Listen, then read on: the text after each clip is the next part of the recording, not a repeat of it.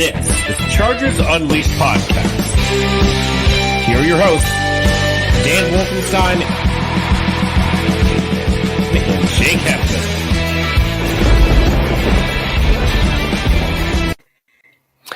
Welcome to another edition of Chargers Unleashed. Jake Hefner and Dan Wolkenstein here with you from the LAFB Network. Today's show, of course, being brought to you by UFC Fenton Temecula, Golden Road Brewery, Charger Bolt Family, Tick Pick, and Bet Online.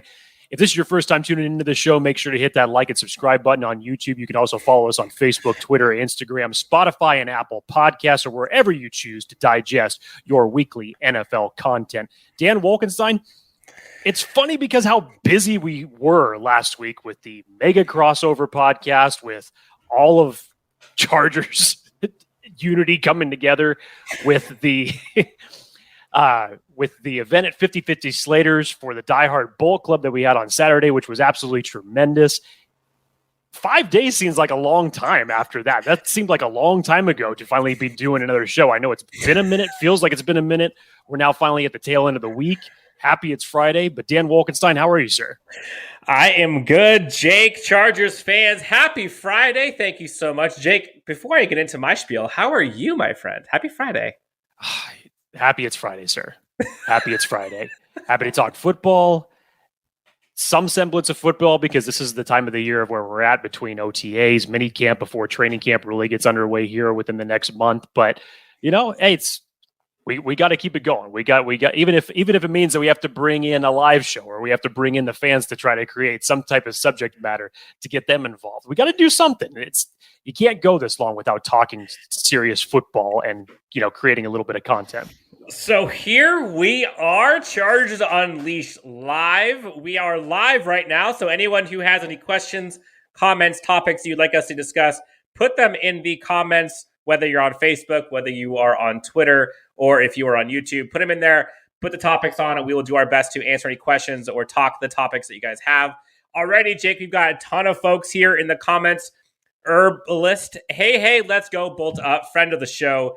One of these days, I'm actually going to say his I like name how correctly. you still, you've gotten better, but you still kind of struggle at saying his name entirely. Herbalist, I need you to just take away that space after B and illest, and it'll make my life so much easier. Thank you so much. I guarantee you, Dan, if he did that, you'd be like, okay, we have a person in the comment section. Let's see if I purchase it. Oh, it's him. Yeah. Just leave it as is, man. Reality check is here. My guy's putting up the peace sign and the sunglasses. Talks about the megacast again. If you have not had a chance to go and watch that episode, honestly, Jake, that was one of the most fun episodes that we have had. And honestly, it was one of the most, I don't know if rewarding is the right word, but just being able to have all of the guys on. Everyone was on their A game. Everyone brought it. Guilty as charged, Locked On Chargers, the director, Charger Chat podcast, and us all live together. You guys, if you have not had a chance to go listen or watch that one, go do it. Thank you, Reality Check, for the good news in terms of how good we felt. Jake, we got a quick congrats from Aether. Congrats to me on the new baby. I appreciate it. Thank you so much. Jake, I'm running on fumes with sleep, so do me a favor and just help a brother out. If I start to just nod off, I'm going to rely on you. We've got a ton of questions already here. We've got some folks wanting to know how Donald Parham's going to look, wanting to talk about the Deshaun Watson situation, which that just keeps getting worse and worse by the day.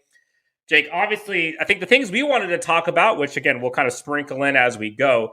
We'll talk about Donald Parham being back on this team. We'll talk about Kyle Van Noy and Renaldo Hill in terms of some of the things that they talked about at the press conferences. We'll talk about Chris Rumph and some of the things that were happening from OTAs.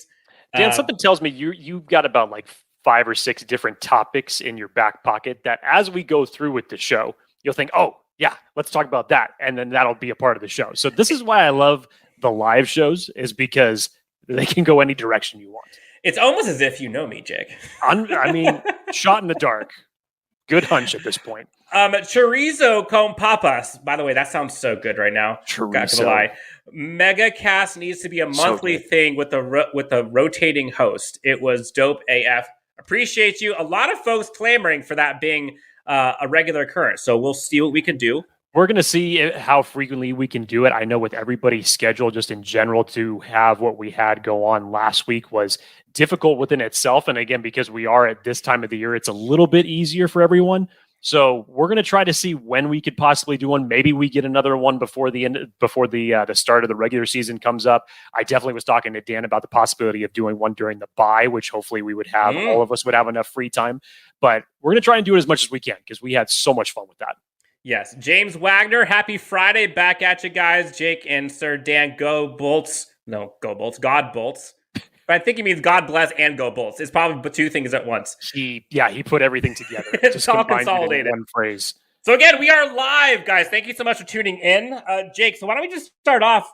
Why don't we do some of the topics from this week? We talked about Donald Parham is now back. Kyle Van Noy is back.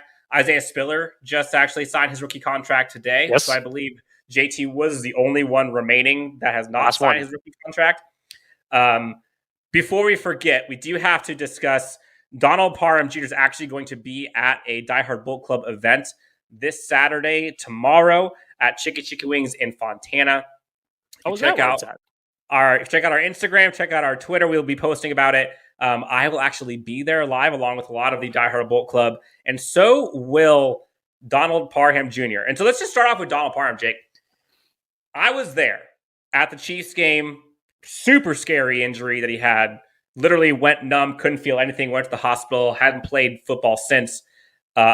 Here he is now. It's so refreshing to see. Back at the podium, back 100% since mid-March. Before even getting into just the football side of things, like, it's just good to see him back on the field, like back healthy and energized. Talked about like the Chargers being, part of the family and him having that culture that he loves. And him kind of having to kind of take a moment to see, like, do I even want to go back to this? And do I love the game that much? Here he is, back, healthy, and it's just good to see him here, man.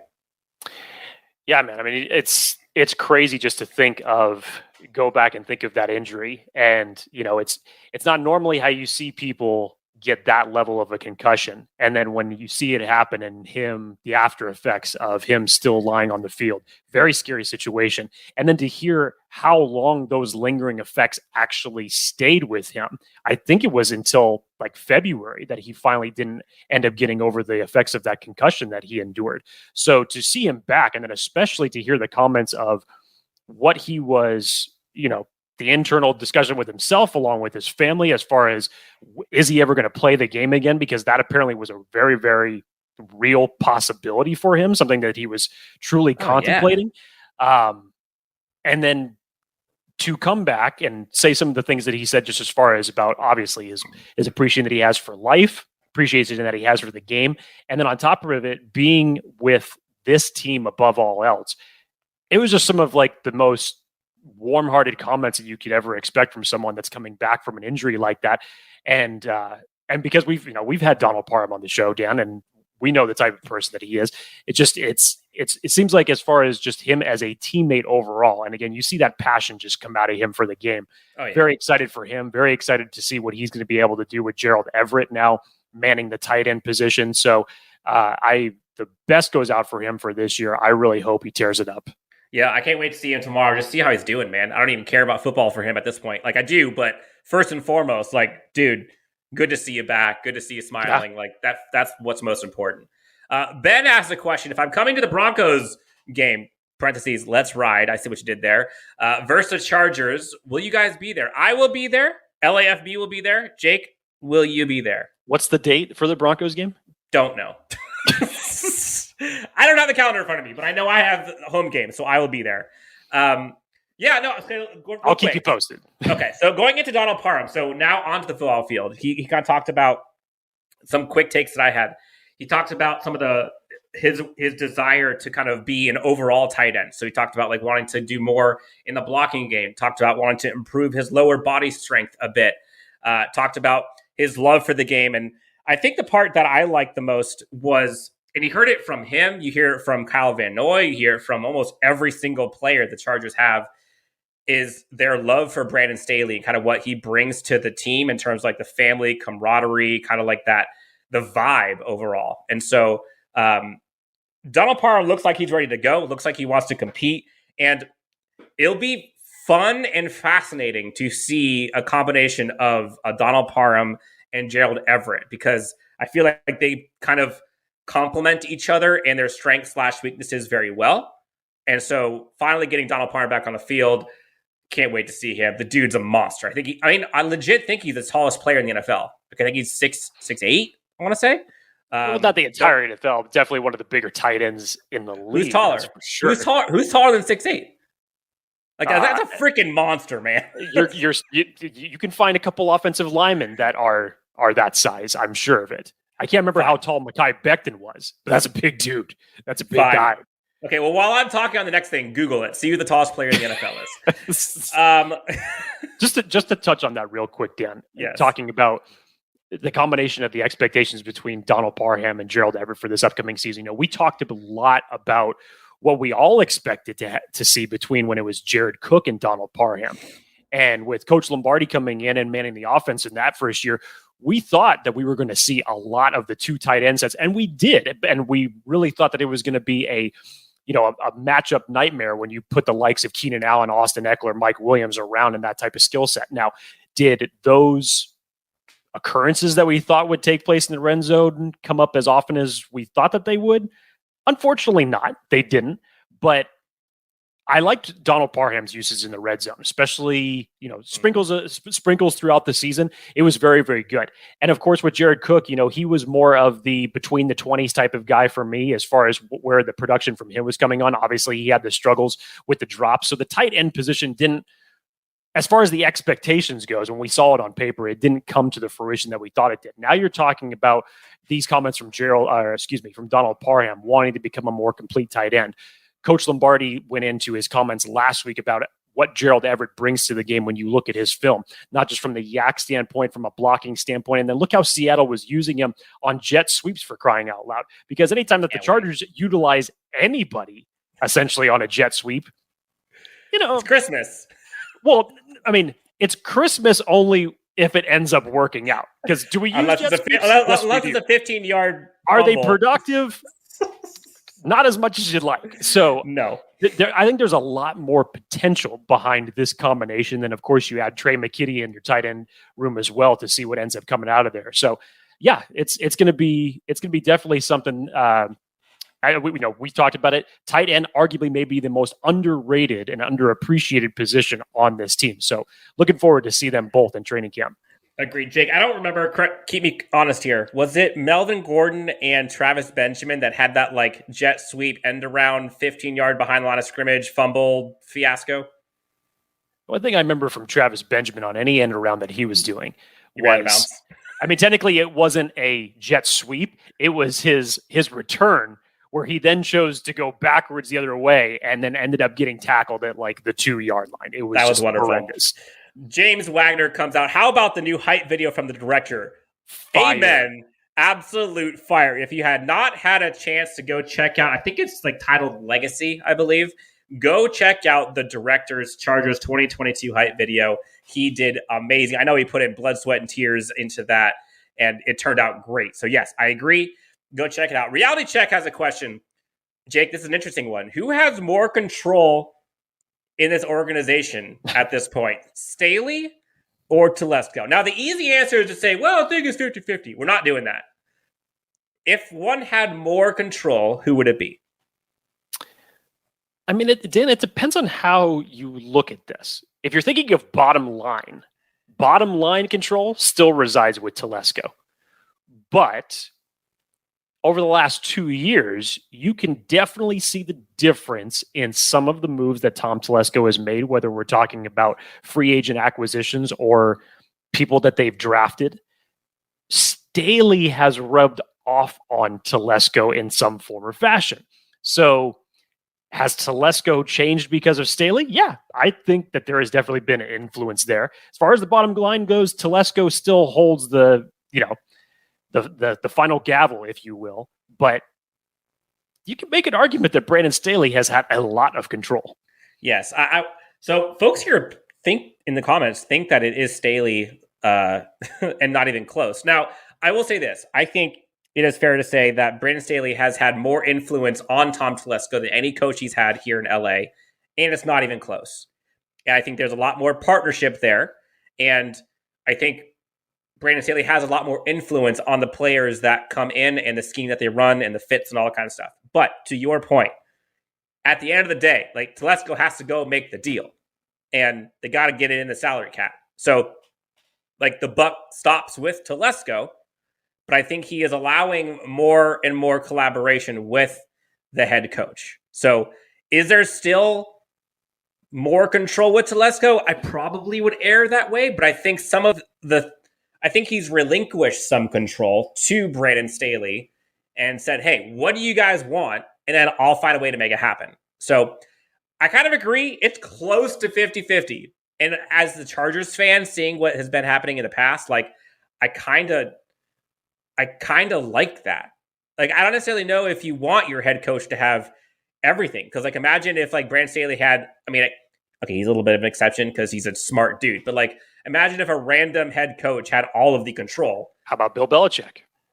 Like, also another brilliant dude. So, just otherwise, the generic head coach, put him as GM doesn't work out really well. It's hard to do that. So, right on cue, Jake. Reality Check has a follow-up question. Would we be opposed to Staley being kind of the next Hoodie in terms of giving him full control like Belichick has in New England? Like, do you see them being like, adios Telesco, in Staley we trust, like true and true? Look, pump the brakes just for a second, okay? And we're talking about a guy who only has 1 year of head coaching experience under his belt. And just like you, I love what I've seen thus far, whether it's on the field or through the moves that he's made during the offseason. But also remember, who owns the team? So don't get your hopes up on any full control of Staley coming anytime soon. Yes. We will get to more of your questions and comments. Keep them flowing, and we will get to those as we continue on the episode. Jake, another press conference, Kyle Van Noy came out, and you can't help but be so juiced every time the guy talks. Always has an amazing smile on his face, brings so much energy, brings so much perspective and experience, won a Super Bowl. He knows what it takes. And I think from his press conference, there's some key takeaways that I had, but one of the things that I first kind of picked up on was he had mentioned that like he could care less about the stats. And I know stats are how people get paid, but like to him, it's championship, it's chip or bust. And it was cool to hear him say, like, you know, people talk about how he's kind of, not like everyone else. Like he has a different play style, kind of looks different, but like the results speak for themselves. And to hear him kind of say, like, someone else can have the stats, I don't care, it's a win. Kyle Van Noy, I still can't believe he's a Charger, man. Like one of probably my top 3 underrated, most valuable pickups this offseason. It is crazy to hear it when you're talking about Kyle Van Noy is technically coming in as your edge 3 behind Joey Bosa and Khalil Mack. Like, are you kidding me right now? I mean, that's something within itself for the pass rush turnover, essentially, that you're going from Uchenna Nwosu and Kyler Fackrell in a single season, and you're bringing in Khalil Mack, Kyle Van Noy. Yes, are they a little bit on the older side? For sure. Have they shown more production as far as a veteran presence? Yes, 100% they have. So in my opinion, both of those moves were a huge upgrade. And it was crazy just from a standpoint of, it may not be getting talked about as much. But for the reasons that he has been brought in and why Coach Staley thought to brought him in is for obvious reasons from the standpoint of versatility.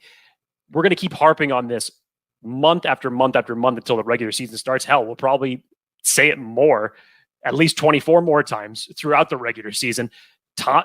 Brandon Staley has said multiple times that he wants his defense to be multiple, to be versatile, and have that at every level of the defense.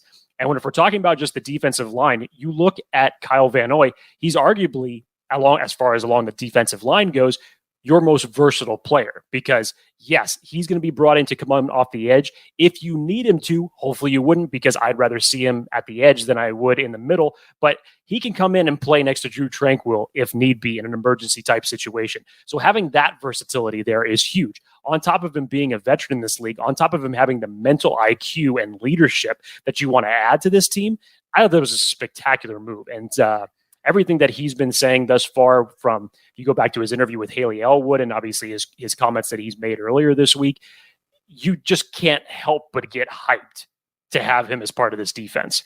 Yes. So some of the things that I kind of took away from his press conference, he commended Coach Staley, like everyone else does, on both his leadership and the atmosphere and the tone set as a team. He compared the environment here in LA to previous stints, and he had mentioned that the vibe here is refreshing and he likes it. Talking about like camaraderie, he talked about the fact that he likes the group of guys, likes that they are able to like enjoy time being around each other already hanging out, has a ton of fun. There was actually a moment, Jake, everyone talks about like the glowing Brandon Staley stuff. There's a moment where he was, hyping up Brandon Staley, talking about him and laughing and enjoying it. And then I think it was Brandon Staley kind of walked off camera, but walked across. And Kyle Van Noy literally just like shouts over to him like, "Hey, I'm talking good about you right now." And he and Coach Staley kind of had this like back and forth where you're just like laughing. And you like to see that, like for players and coaches to kind of have that like banter this quickly, especially for someone who just got in here. He talked about like wanting to kind of prove the doubters and the haters wrong, but more importantly, which I kind of like this mindset, talked about him being more excited to prove the people that believe in him right. And for me, like kind of flipping those negative comments into a positive, like that's some of the stuff that I think, Jake, this team doesn't have a history of. Like there's so much noise, there's so much history and baggage and lack of success, if we're being honest, where things have gone wrong, the ball's gone the wrong direction. It's good to hear someone who brings in that positive spin and has experience with it and seeing it work. Yeah, 100%. I mean, I don't really know what more you want me to add to that, Dan, because I mean, that was a perfect way to say it, just as far as, again, it just encapsulates the leadership, the mentality, the mental IQ, and the overall camaraderie that he understands what it is that Coach Staley is building here and how he's going to be included in this group. 100%. Question came in. This is a kind of a fun topic. Hey, fellas, let's talk a bit about the defensive plan and how the Chargers are going to utilize all these DBs. Now, Jake, I don't know about you, but like every once in a while, I'll just kind of like randomly go turn on YouTube or go look at some articles, whatever. Today, I found myself checking out JT Woods stuff. Can I tell you how damn excited I am to see JT Woods on this defense? Like, you're not the only one. He arguably could be the best, like, deep safety, center field, range safety in this draft. And the guy's just got ball hawking skills and always seems to be around the ball. And so to answer the question, like I'm just imagining like JT Woods, Derwin James, JC Jackson, Asante Samuel Jr., sprinkle in Nazir Adderley there a bit. Like all those guys on the same field, like, good Lord. Like every one of those guys are ball hawks. Like those are all, I think Dan Wade talked about on our mega crossover. Like they're all closers. Yep. And so I think that's what's exciting to me is years past, you had Derwin James, and I guess you could say Asante Samuel Jr. was probably the only other quote unquote closer. Nazir Adderley, you think would be it for whatever reason. He's just been like a hair on fire and runs a little too fast. I think he's under more control in theory. But like before, we hadn't had many of those guys. Like Michael Davis, I don't think you would say is a closer. Like I don't think Rashawn Jenkins is a closer. So I really don't think Casey Hayward was a closer. Great player, but now you got like bona fide athletes who could just take the ball away. So how I see this defense working, you talked about multiple, but I think they're going to have kind of all these players kind of cross-training to where it's going to be kind of a positionless backfield. So I don't think we talk about it. I don't think it's going to be corners, safeties, free, strong. I don't see it that way. You're just going to have 5 guys who can go get the ball all interchanged throughout the entire season. It's funny because these were comments that Morgan Fox actually spoke about earlier this week as well. And when you look at the familiarity, obviously, with that that Staley has brought in with Sebastian Joseph Day, Morgan Fox, Troy Reeder, these guys understand what it takes, what Staley's expectations were. And Morgan Fox had actually said this. Coach Staley, this is his quote, Coach Staley knows how to use everyone. He knows how to get the most out of his guys. And this, of course, going back to their 2020 year where the Rams were the number one defense in the league. Go watch what they did in the secondary. Dan and I even spoke about this. Outside of Jalen Ramsey, if you look at the secondary talent that he was utilizing there, we're talking about guys that were mid-round picks, obviously because the Rams haven't had a first-round pick since 1992, but they were mid-round picks, essentially. That they were utilizing, and that's what helped make that secondary better. But of course, it wasn't just the secondary aspect.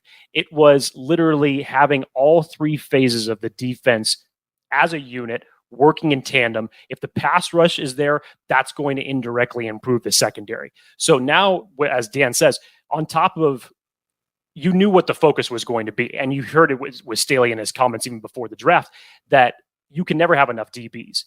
And that is shown from the likes of the aggressiveness in going out and getting J.C. Jackson, taking J.T. Woods in the third round of the draft, also adding insurance with Jasir Taylor and DeAndre Leonard later on in the draft. And then, of course, you had Bryce Callahan just after the draft as another insurance piece, all to add on top of Asante Samuel Jr. and Mike Davis. Your secondary is multiple. It has depth. And so I would hope that this season for this secondary, and my God, we haven't even really talked about having Derwin James and Nasir Adderley as part of that, but to have them be as multiple and utilized as chess pieces on top of what the pass rush should improve on, super excited to see what the expectations for this secondary is going to be. Herbalist says 30-plus team interceptions this season. Watch. 30. Do you think they get to 30 this year, Jake? No. No. Do I look? Will they improve from last year? 100%. That should be yes. And that's what your expectation should be, because much like the run defense was last year, you can't get much worse than that. So you can only go one direction from here. Chorizo and potatoes. JT was over under 350 snaps. Now, I don't know about specific 350 snaps, but do you see him playing as much as, let's say, Nasir Adderley? Yeah, I do. Yeah. Go back to and specifically if you use this rationale, and we heard Daniel Jeremiah talk about this on the podcast, because obviously he was a big fan of the JT Woods pick, but it's not so much if you're just looking at him and what he brings to the game, but inserting him into the secondary to move Derwin James around, move him closer to the line, have him play in the slot, cover the tight end. Where do you want to put him? If you can be as versatile and multiple as what Brandon Staley is talking about, JT Woods is truly the key to that and moving Derwin James around. So if that's their goal, if the goal is to make the quarterback look, whether he's at safety, whether he's on the line, whatever the hell he is, but find where number 3 is. If that's your goal because he's moving around, then by all means put JT Woods in there as much as possible. Reality check has another question here. Outside of Tillery, who has the most to lose in training camp this year? There's a lot of guys who have a lot on the table right now. I think Alohi Gilman has a big training camp. I think Joshua Kelly has a big training camp. Nasir Adderley has a big training camp. Obviously, Jerry Tillery has a big training camp. The lower end of the defensive or interior defensive line, I think, has a huge one. But if there's one guy who has the most to lose this training camp, who would you say? I got a guy who I haven't even mentioned yet. Brandon Fehoko is one that comes to mind, and it's specific. And not that I think that he's in any trouble because of his play, because his play has been spectacular, and I actually hope that he ends up making the final roster. But just because look at how much you've loaded on the interior of the defensive line this year. You were talking about secondary. Yes, I agree with Alohi Gilman. That's another one on top of that with all the secondary players that have been brought in, and with everybody's expectations of what Mark Webb was supposed to or what he was at least looking like during training camp last year. I think that that's where the main battle is going to be held. You mentioned the running back spot, obviously. I don't know necessarily if it would be one where they would end up getting cut. It's either one's going to be insurance or whatever it's going to be, but it should be Matt Filer at right tackle. And if for some weird reason it's not, is what's going to happen with the Trey Pipkins, Storm Norton competition? I don't know. Also, I'm going to say a name here. Mike Davis. You think about just like that cornerback room, like he very well could be in his last year as a Charger. And, if he wants to stay as a Charger, like he's going to have to ball out this year. And considering he has to ball out better than both Asante Samuel Jr. and J.C. Jackson to be considered CB2, and his pay and what he's getting paid right now, I don't know. A few people in the comments, Jake, have also mentioned Kenneth Murray has a lot to lose this offseason, although I would argue he has the most to gain this offseason. I don't know if he has that much to lose. He does, let's just say if we're talking this offseason, or if we're talking about surprise cuts for people that we don't expect to be on this roster come September, Kenneth Murray, Dan, as we said on our episode, is in a make or break year. Does he make it to the regular season? Yes, 100%. For a number of different reasons outside of what you invested in him, trading up for him in a first round pick, but also because you could make the argument that the linebacker room has the least amount of depth behind it. So you need as many capable bodies as you can. But yes, I agree. You need Kenneth Murray to definitely step it up this year. Yeah, the unfiltered truth. Phil Ramos said, "What's up, fellas?" Phil, thanks so much for tuning in. Pleasure to have you on Chargers Unleashed. Again, if you are just tuning in, this is live. Hi, welcome. Happy Friday. If you have any questions, comments, if you're on Facebook, if you are on Twitter, or if you are on YouTube, put them in the comments. We'll go ahead and try to get the topics, comments, discussion points up as we continue on. We're about halfway through here on this episode. Jake, someone else put a question in here. Let me see if I can find it. But there it is. 30-plus sacks between Mack and Bosa take it to the bank. So what's more likely? 30-plus sacks between Bosa and Mack, or 30 interceptions as a team? Definitely the 30-plus sacks, even though if you're asking me what long shot is closer to reality, I'll say this one.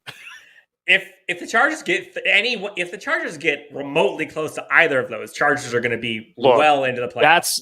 That's reminding me of the pass rush duo of Von Miller and DeMarcus Ware when those two were just going off. So, yeah, anywhere close to 30 sacks between Bosa and Mack would be heaven. Yep. Herbalist has a question, and it's about kind of the sheer volume of talent. And Jake, you and I talked about kind of the Chargers' desperate need to improve their depth on this team. Do you think that this team is going to be kind of revolving this? This goes to his question. Do you see the team playing all of these guys a ton and interchanging a bunch, or do you see them kind of sitting in the background in case, like, emergency break glass insurance policy? I think it's a little bit of both, to be honest. If we're going, I know we've been talking a lot about on the show already about the defensive side of the ball, but you also look at the offensive side of the ball. And I even go back to some comments of Coach Lombardi last year when he was right after the season was over. They went back to the film room and they were even having conversations with themselves as coaches to even critique how they were utilizing certain players, to say, okay, we know going into this year that we're going to utilize him this way. We've obviously made comments about Gerald Everett. I hope that he is utilized in this offense the way that he was used in Seattle, which is only going to mean more steps for him. You obviously look at Isaiah Spiller coming in. You need to take a little bit of that workload off of Austin Eckler. Outside of that, from everybody that we've been talking about on the defense, whether you're talking about the depth that's now there at defensive line in the secondary, but the secondary was riddled with injuries. It just felt like every different week there was a different guy that was down. And you saw what that drop-off looked like when you didn't have X guy there or Y guy there. It just it tore everything to pieces. It really did. So I think it's a little bit of both. One, I think that Staley is going to try to maximize everybody, both offensively and defensively for this team, make them as capable of an offense and defense as possible. But again, when you get into the playoffs, you hope that you're as close to 100% as possible.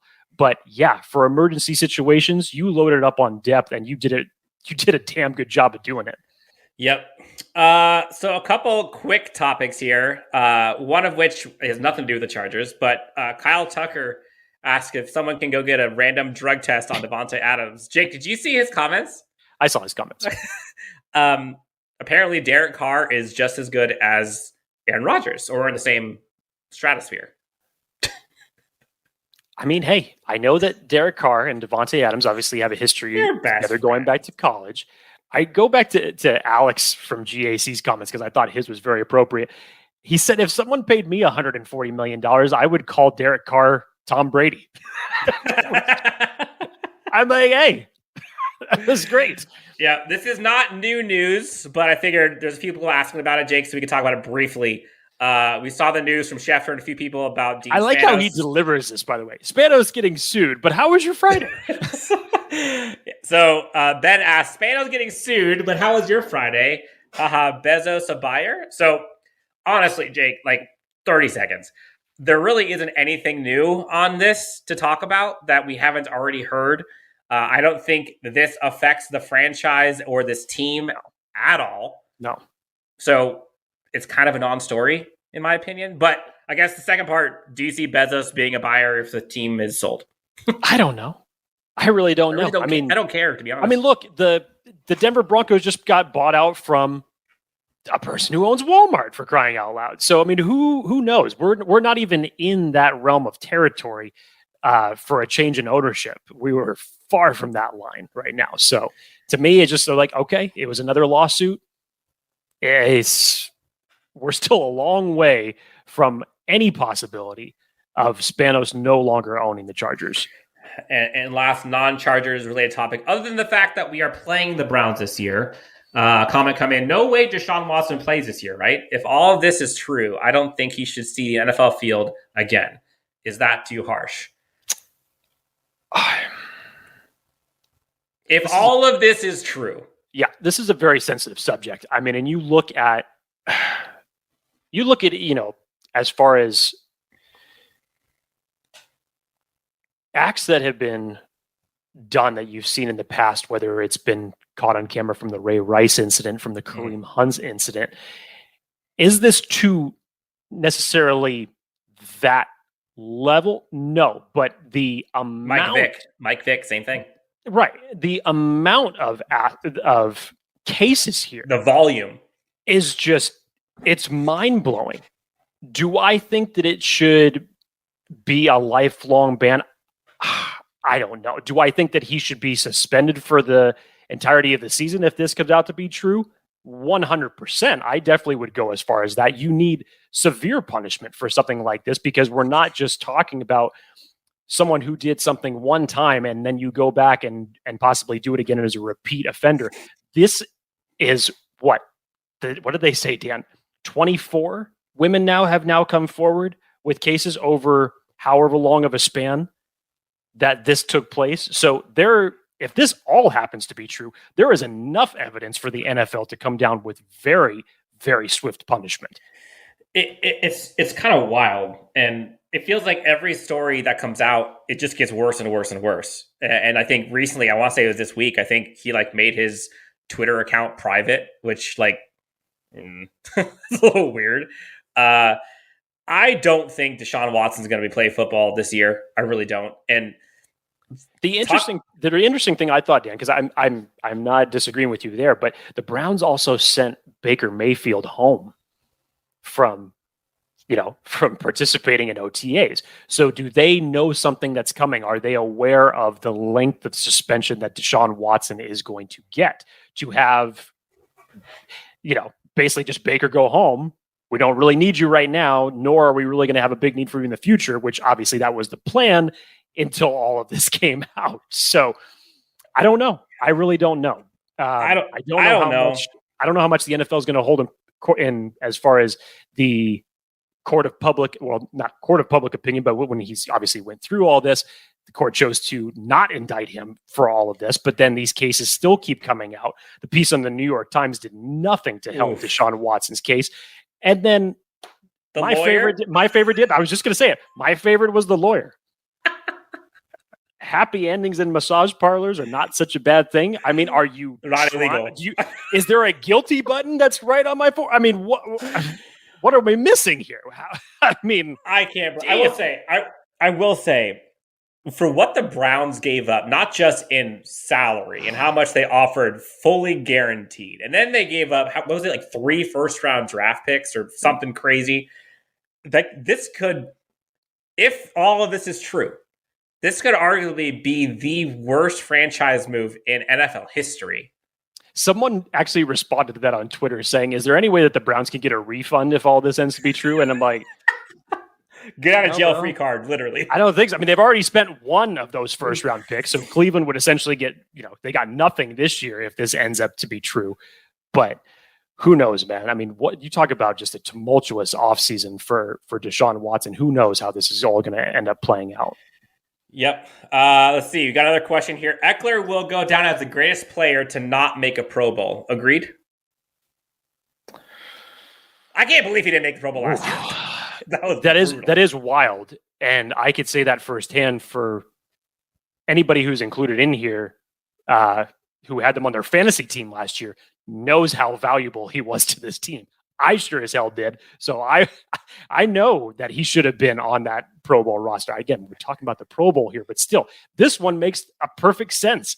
I know the Pro Bowl is literally rated as nothing other than the actual accolades themselves. The game itself is not that entertaining, but come on, man.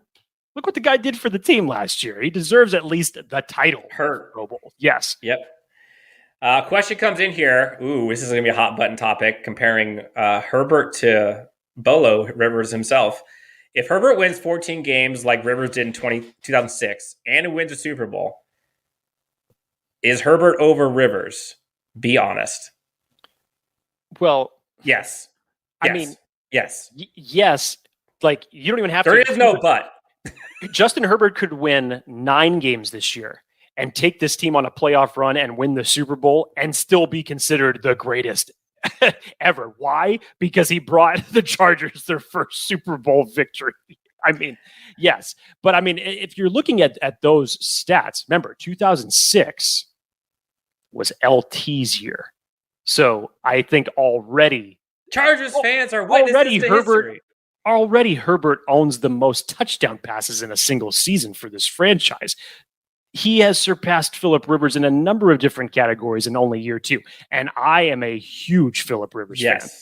But if the time comes, whether it's next year, 5 years down the road, if Herbert is able to bring a Super Bowl to this team, I don't care what the stats are. He's the guy. You could argue, and people are talking about it in the chat, Jake, you could argue that Herbert is already better. And from a sheer talent perspective, I'm not talking about grit, determination, whatever, the intangibles, but from a sheer talent perspective, Justin's a more talented player. I think, honestly, Phillip Rivers would say that too. It's hard to deny that. I mean, you just can't. Jake, we are 45 minutes in. We're closing out before we get to the rapid fire questions, last minute topics for folks coming in that are on the chat. We did, actually, quick recap. We did have a chance to go to Slater's 50-50 in Pasadena. For folks who have not had a chance to check out that episode or were not able to be there, Jake and I were live from Slater's 50-50 with Die Hard Bolt Club and Mr. Zion Johnson himself. Tons of people there, tons of giveaways. Zion's a great dude, by the way. The size 18 Crocs were all over that place, taking pictures, videos with literally every Charger fan that was there. The place was packed. Food was great. Libations were had. Lots of water needed to be had at the end. We got to do a live episode. Tons of those coming up in the future as well. We're going to be there tomorrow at Chicky Chicky Wings in Fontana with Die Hard Bolt Club and Donald Parham Jr. So if you guys have some time, check them out. I think it's like $30 for the meet and greet. And you get to talk with one guy who I think is arguably one of the most exciting players to see come back on the field.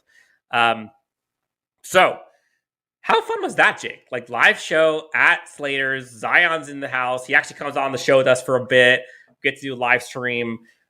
Give away Chargers tickets to the Colts game. Got some 4th and Staley giveaways. Man, that was a lot of fun. Don't forget, he was wearing size 18 Crocs as well when he was there. I mean, You can't miss those. They're humongous. But no, the whole atmosphere was great. Getting to meet the guys from Die Hard Bolt Club was awesome. It was a great turnout. There was about a little over 50 people that ended up coming there. Stayed the entire time. Had a couple of them on the show.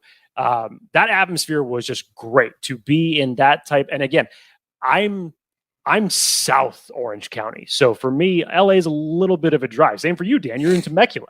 But that was like my first real taste, because I haven't gotten a chance to make it out to SoFi yet. I'm hoping that changes this year.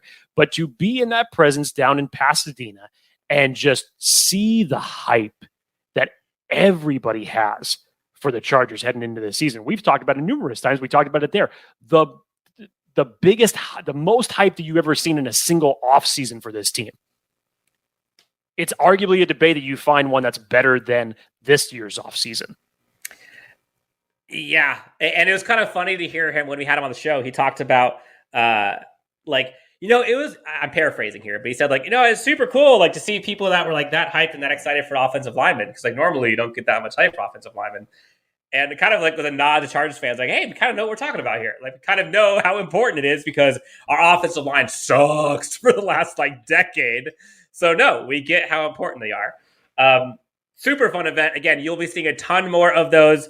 Chargers Unleashed, LAFB, and Die Hard Bolt Club has a lot more to come in the future. So stay tuned, as we'll have some exciting news to share there. Another question, Jake. If Keenan has a huge year and we don't win the Super Bowl, this is from Reality Check, will he re-sign with us or look elsewhere for one last huge contract? So his contract expires. His current contract that he's on right now expires in 2024. At that point, he'll be 32 years old. If they extend him to go, whether it's after this season, if he has a huge one, or if he plays out that contract and maybe you look to sign him to a 1-year deal, he'd be 33 at that point. I don't know, Dan. It all kind of depends. I will say this. When you look at the contract numbers of Keenan Allen now compared to what the wide receivers have gotten in this offseason, for arguably one of the lesser appreciated wide receivers in the league, but as far as route running goes, top 2, no question. He is a bargain at this point when it comes to dollars and cents and contract. So I'm not sure what that's going to look like. You definitely know he's going to, I think he would retire as a Charger. I don't know what type of dollars and cents figures as far as the salary cap, what it's going to look like. I personally think the way that they would operate is they'd probably have him play out the next 2 years. And if he did have a huge season, I don't even see him being like the type of guy that would threaten to hold out and not play that final year. So I don't think that the Chargers would be pressured in any circumstance to pay him after this year, whether he has a huge year or not. Knowing Keenan Allen, which again, I don't know him that well, but just seeing his history with him and this team and how much he wants to win and how pissed off he gets when his team loses. And some of it he has said is because of him, some things he's done. Let's say the team does great this year. Let's say he does great this year. And, they make a deep playoff run. I wouldn't be surprised at all if Keenan Allen kind of does a team-friendly, like a contract restructuring to kind of help do some of that, cap magic and get his money somehow, but have it be a friendly deal for the Chargers so they can kind of make a deeper run again.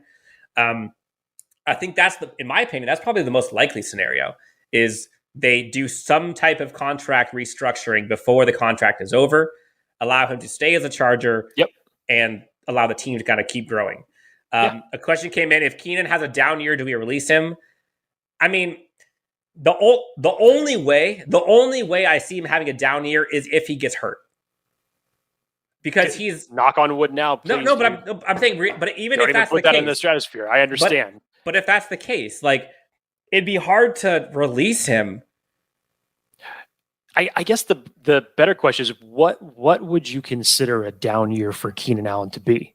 I mean, if you just go from today and you go back the last 5 years, only one of those years did he not eclipse 1,000 yards, and that was only by an 8-yard difference. He was at 992, and he's not gotten less than 6 touchdowns each season. He's also been incredibly healthy and hasn't missed a game. Exactly.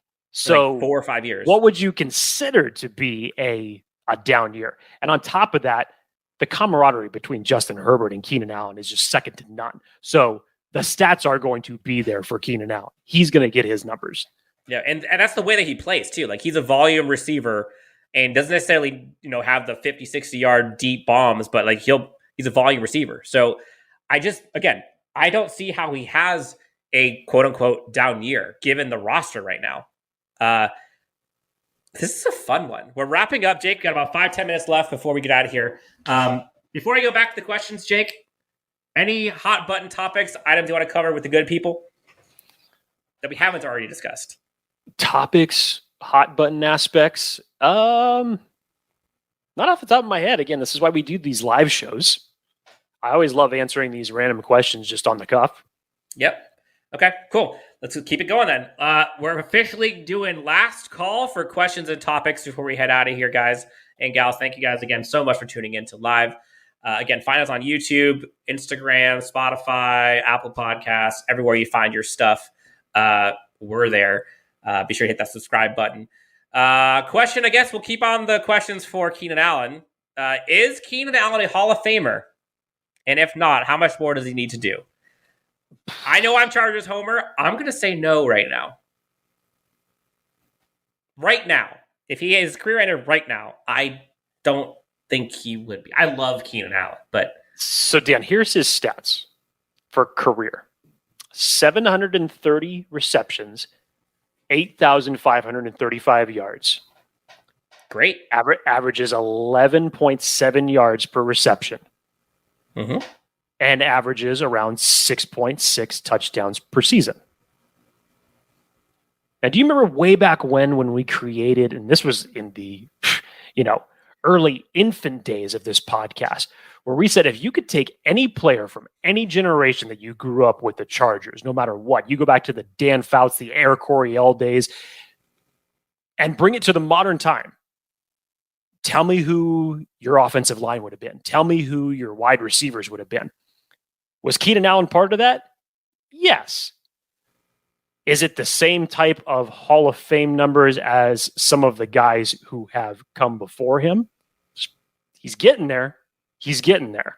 So if you could put guys, like Bambi into the Hall of Fame, other receivers and tight ends that the Chargers have had that have made their way into the Hall of Fame, Keenan Allen can do that.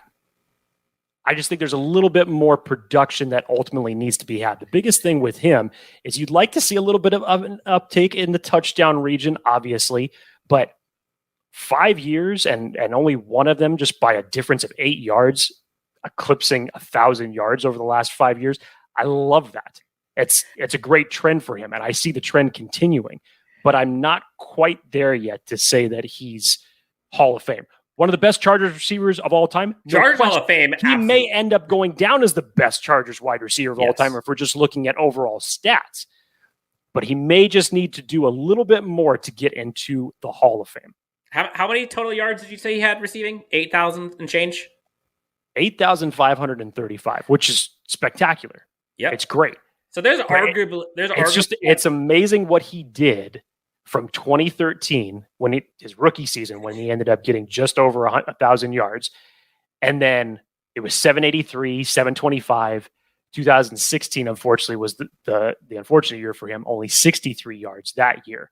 But he has just taken off like a rocket ever since. And I'm so glad I did not take with that bet with Dan 2 years ago, in that he correctly predicted what his over-under production was going to be. So Keenan Allen's right there. Do I think he's a first? If he made it into the Hall of Fame, would he be first ballot? Probably not. But going down as arguably the greatest Charger receiver of all time, he's got that within his grasp to break over the next 2 years. I did a quick look, Jake, just to kind of see. I wasn't sure if I had maybe spoken too soon with him being a Hall of Famer or not. There's legit 20 something guys in the Hall of Fame that have more yards than him. Okay, just for reference, he's got 8,000, 8,500 or whatever it is. Obviously the GOAT, Jerry Rice, has almost 23,000 yards, which is 3 times what he has. T.O., Randy Moss, Tim Brown, Marvin Harrison, Chris Carter, Andre Reed, Steve Largent, Art Monk, Charlie Joyner. All of these guys have over 12,000 yards. Michael Irvin, Lance Allworth, all have over 10,000 yards. So, like, he's still pretty far down in the total yards. He's definitely far down in the touchdowns. So, again, I think continue what you're doing, you'll be in the Hall of Fame, but you're not done yet. A couple last questions here, Jake. I'm just going to let that name stay there. But with the first games being divisional, if we start the season 0-2, can we still battle back? Can we still battle back with the AFC West being so tough? So if the Chargers go 0-2, can the Chargers still win the AFC West? Yeah, you can. Dan, we said it on the mega crossover. Ideally, what you would like to see from, again, fastest road to the playoffs is obviously winning your divisional games, winning your division overall. But with the AFC West being this competitive, I just don't see it happening. But you get yourself in a position to make the playoffs, and that starts with winning your divisional games. I said optimistically, if the Chargers could go 4-2 in the division, that would be awesome, because I would consider the AFC West to just be a gauntlet, the AFC conference in general to be a gauntlet. But teams in our division, man, are just going to beat the shit out of one another. It's going to be crazy. It's going to be hard to go 0-2 and then come back to be 3-3. You never don't want to put yourself in a hole with the first two games. And Chargers know a thing or two divisional about that. Games. Yes. So you definitely don't want to see it. But in the bigger picture of things, through 17 games of the year, is it possible? Yes. It's not what you want to see, but it's possible. All right. Last question here, Jake, before we get out of here. Last question. If the Chargers win the AFC West, is Staley the coach of the year? I'd go one step further. If the Chargers win the AFC West, not only is Staley the head coach of the year, but we also have the MVP on this team. Would you agree? Wait. So say it, explain yourself there. If the Chargers win the AFC West, not only will Staley be coach of the year, so I'm agreeing with Reality Check that it will happen, but Justin Herbert will also be the MVP of the league. Okay, I got you.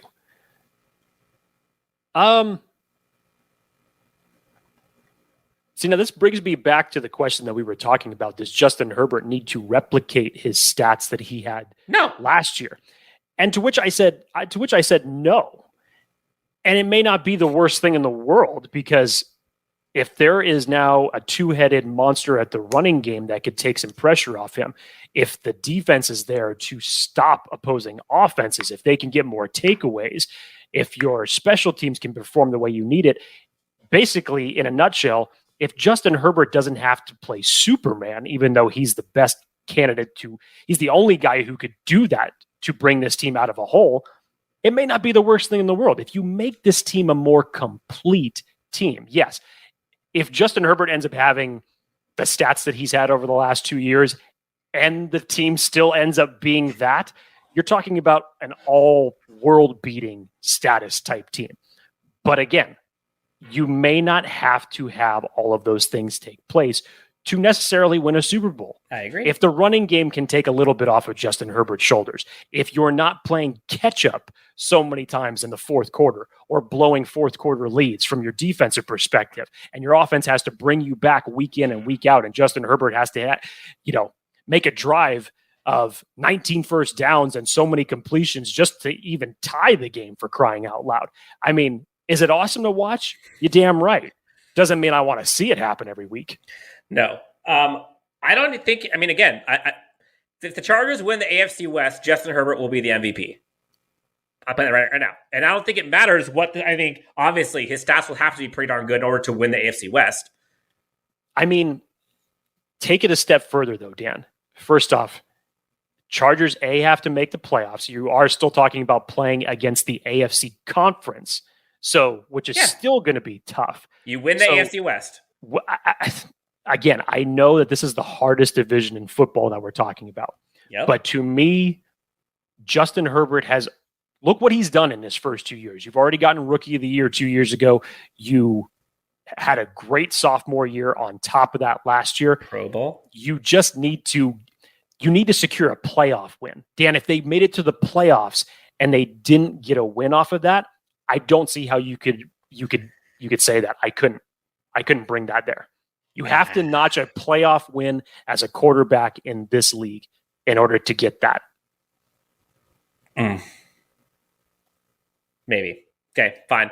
All right, we are wrapping up for Chargers Unleashed. Jake, I love doing these live shows because it has a little bit more juice in terms of like the topics are all over the place. We've talked about Kyle Van Noy, we've talked about Donald Parham, who again will be at Chicky Chicky Wings in Fontana. I will be there.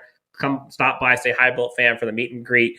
We talked about Deshaun Watson. We talked about the AFC West. We talked about the Raiders. We talked about Dean Spanos. We've talked about camp battles. We've talked about JT Woods. I mean, there's all kinds of stuff. And that's kind of the glory of these episodes. Jake, anything else you want to tell the good people of Chargers Bolt fam on this Friday afternoon before we set out for a weekend filled with activities of love, libations, positivity, good news spread across the country and each other's households? Damn, man, are you sitting from like Good News Inc. in USA, California? Apparently you're there. Temecula, USA, California. Well, I mean, you just seem to be like the epicenter of happiness all of a sudden. So I was just wondering if you're in Temecula or if you're somewhere else. I was just asking. Well, tonight we'll see how much happiness I actually get. I'm actually joining a neighborhood poker game that was great because we get a text message from the guy who's running it that apparently the response to it was bigger than he thought. So he texted everyone and says, I may need another table. I have no idea how many people are coming to this game tonight. All I know is the buy-in's $100.